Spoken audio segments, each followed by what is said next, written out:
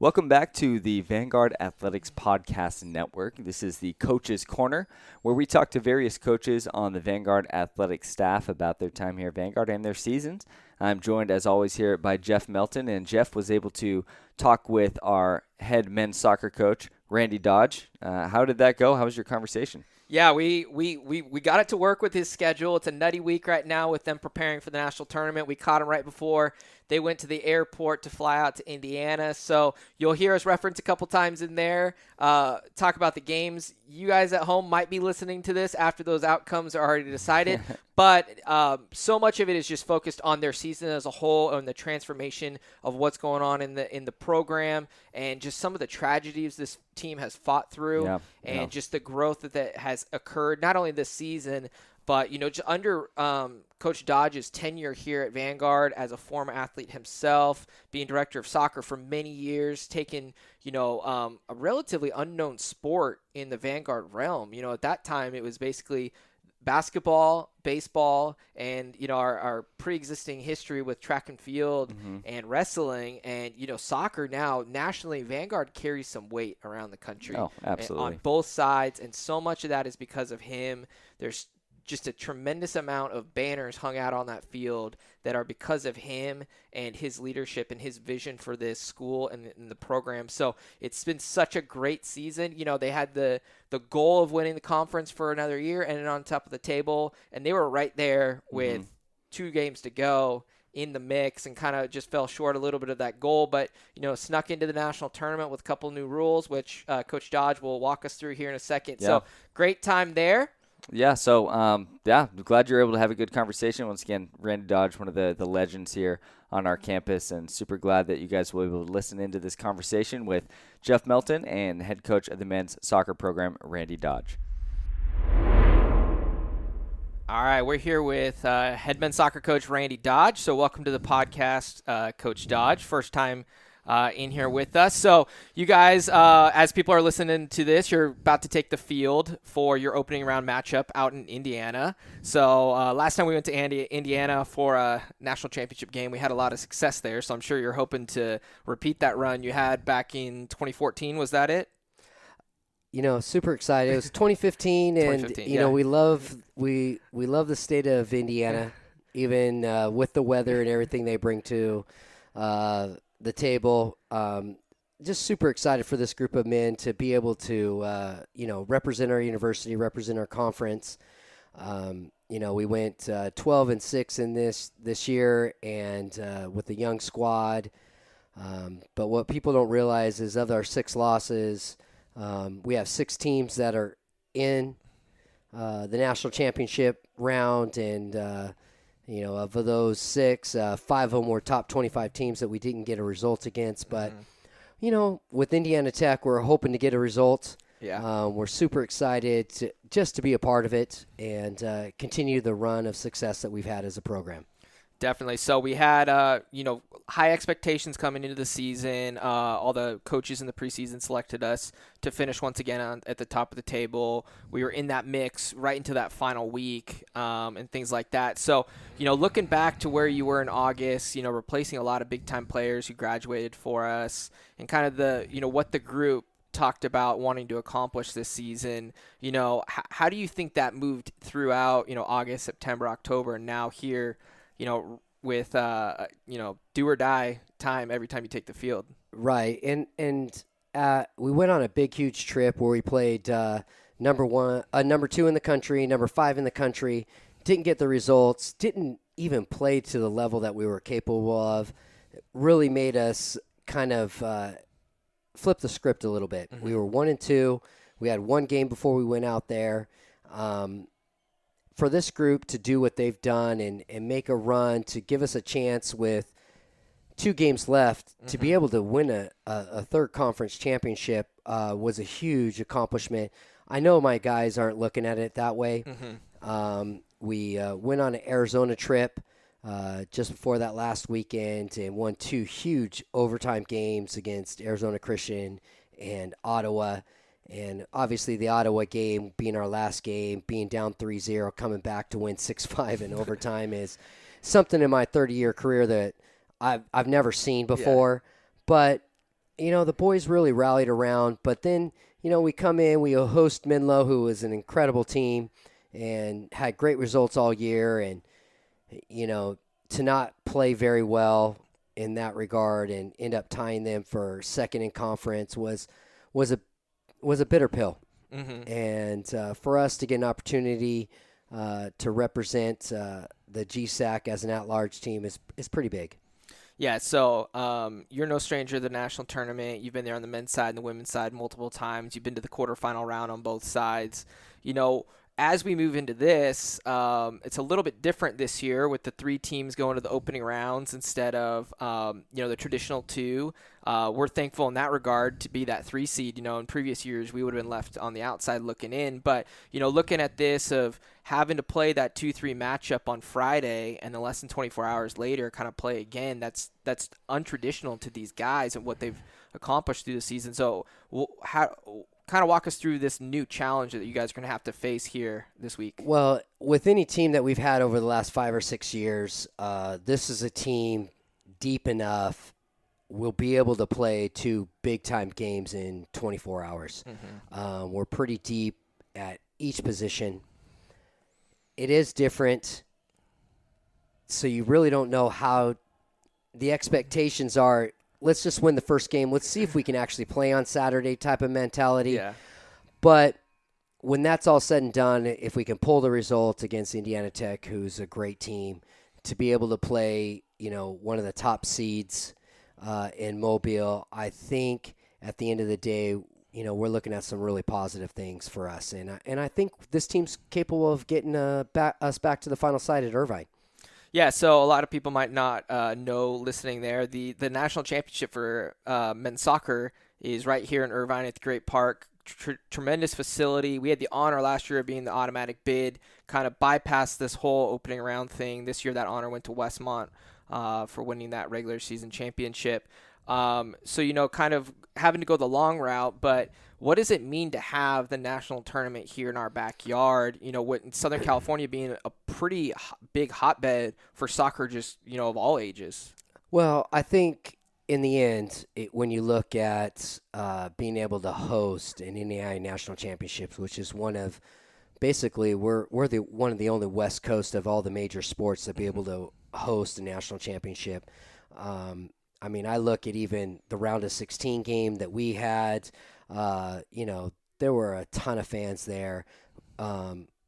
So many more than were even at the final in years past. What people don't even realize is back, I don't even know, late 2000s, Concordia and Azusa Pacific were in the final. There were 50 people in the stands. And that was up in Fresno, right?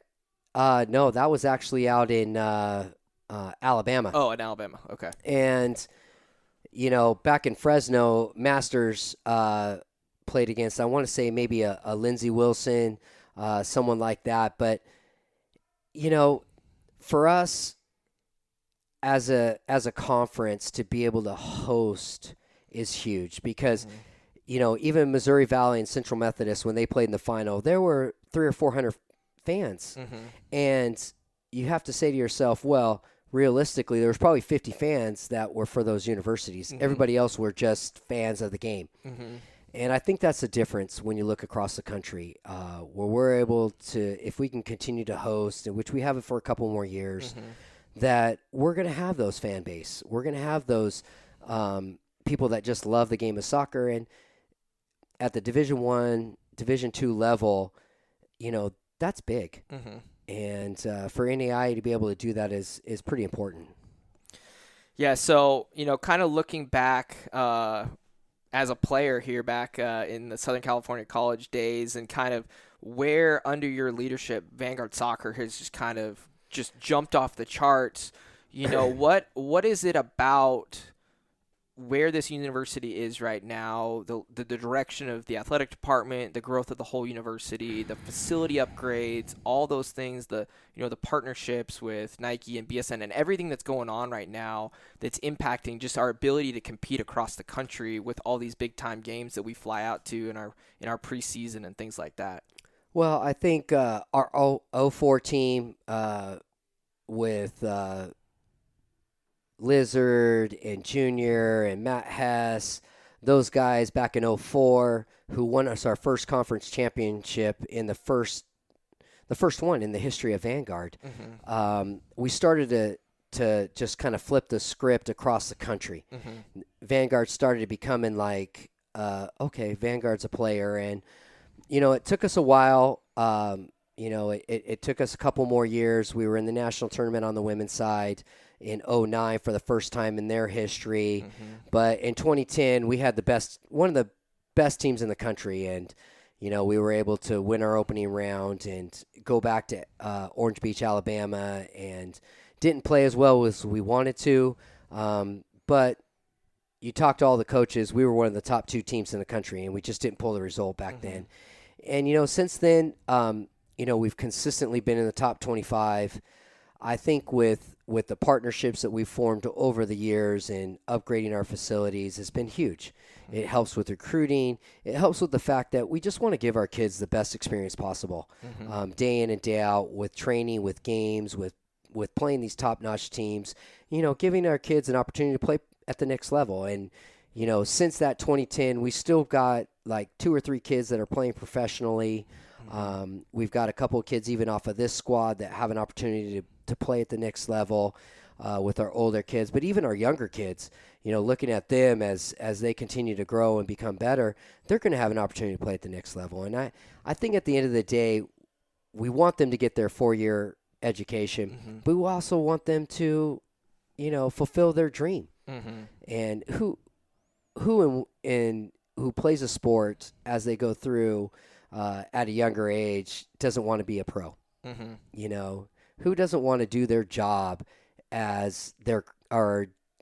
do their dream as a job? Yeah, get paid to do Exactly. something they've been doing since they were a little kid. Right, and something that they're passionate and they love. Yeah, exactly. So you kind of referenced it, just the recruiting thing, like to you, Randy Dodge, what is a Vanguard soccer player? What makes someone stick out here on our pitch, as a man, as a player, and things like that? Well, I think the biggest thing is understanding our culture, understanding, you have to have that love for Christ. You have to have that understanding of you're coming to a Christian university. We're going to represent the Lord with the things that we do and say. And for the byproduct of that is once they've bought into our program, they're going to be successful. And what we've seen over the years is guys that have bought in from their freshman year, their sophomore year, junior year, so forth and so on, that they've been blessed. And I think for us, we're always looking for hardworking players after the fact of having that relationship with Christ, but understanding our culture and what we want in our program. Absolutely. So, we've seen it kind of mesh over the years of just kind of, bringing in international guys and, having the local California kids, bringing some guys, from Arizona and the Oregons, things down there to combine together. But, kind of going back through this season, you guys got hit pretty hard off the field in a lot of ways early on with just a lot of tragedies in the lives of your guys. And how do you think that manifests itself throughout the season on the field, the way they competed, the way they pushed each other in training and things like that to form what seems like a deeper brotherhood on this team than we've seen in a few years, just under, with this coaching group with Shai and Shuey and yourself and Ollie in that regard? Absolutely. I mean, it comes down to the foundation of, we're all about playing for the audience of one and understanding the fact of with the tragedies that we've experienced, which in my 30-year career, I've never experienced what we've experienced this year. And these guys have rallied around those young men, Archie and Blake, who have gone through some things that no one expects to go through at a young age. And to see them rally around that and help them through it, and in essence understand that could have been them, and it's not, and realizing that, what, life is bigger than the game. God is bigger than life. God is bigger than the game, and understanding having that foundation and love for one another. We started loving on our brother and loving on our teammate last year. And you just see that manifest itself so much more when tragedy happens. And it just, if you have that foundation when those things come along, it just makes it a little bit easier. And it's never easy, but it's great to see these young men grow up. And that's hard. It's hard because you see more growth in tragedy than you do with success or mediocrity. And you never want anybody to have to go through some of the things that we've gone through this year. But to see how they addressed it, how they've gone about their business, and, to give ourselves an opportunity to play in a national championship, you never know what's going to happen. Yeah. Just old adage, you just got to want to get into the tournament and then just let the the balls roll where they may. So, kind of positioning yourself back, we're about to depart for Indiana. What's your favorite part of being on the road with the guys? Listen, and I'm in the meetings in Kansas City figuring out who's in, who's out, and I'm just thinking to myself, once we just, figured out that, we're not large, we're in, and things like that, I'm like, gosh, take another trip with this group of young men is exciting. We take a trip every year, and I think it's important for our program to be able to experience what it's like to travel, to fly, to be in vans, just that camaraderie is important. And I'm super excited, win, lose, or draw, to be able to take another trip with these young men. And these are memories that these guys are going to have the rest of their lives, because the majority of them aren't going to play at the next level. They're going to play men's league, or they're not going to play at all. That's their decision. But they're always going to look back at these trips and say to themselves, man, that was a great time. For me personally, being able to travel sometimes the postseason with you guys, been to all over the country for these national tournaments. My top 10 memories here at Vanguard, I'd say at least 5 of them are just being on the road with the teams and high pressure, high stakes environments. And not all of those ended in wins or anything like that, but just there's something special about doing something for the first time. It's different than going on the road for a conference game, a little bit different than just a preseason thing where you've been there before and just kind of seeing a fresh environment. So we thank you for visiting with us today. We wish you best of luck. A lot of people listening to this right now will know the result. You and I in here don't, but we're excited for what the direction Vanguard Soccer is taking under you, and we appreciate you coming in today. Well, I appreciate it as well. Thank you. So welcome back here to the podcast studio, where you were just able to listen to the conversation between Jeff Melton and head men's soccer coach Randy Dodge. Love the conversation, love the heart that Randy has for this program and for the sport. Jeff, you were able to sit down and talk with him and really kind of dive deep. What are your thoughts after that conversation? You guys obviously have a long history, but after just chatting with him here in the studio, what are your kind of takeaways on that? Yeah, Randy, he is such a passionate guy. He loves his team dearly, and that comes off on how he coaches them, and the brotherhood and the way he develops his team. You guys heard it they took a really big tumble earlier this year. When they went out there. They played some big boys out in the Midwest, some of those top ranked teams, and did not get the results they wanted. And that's one of those things where a team can easily fold.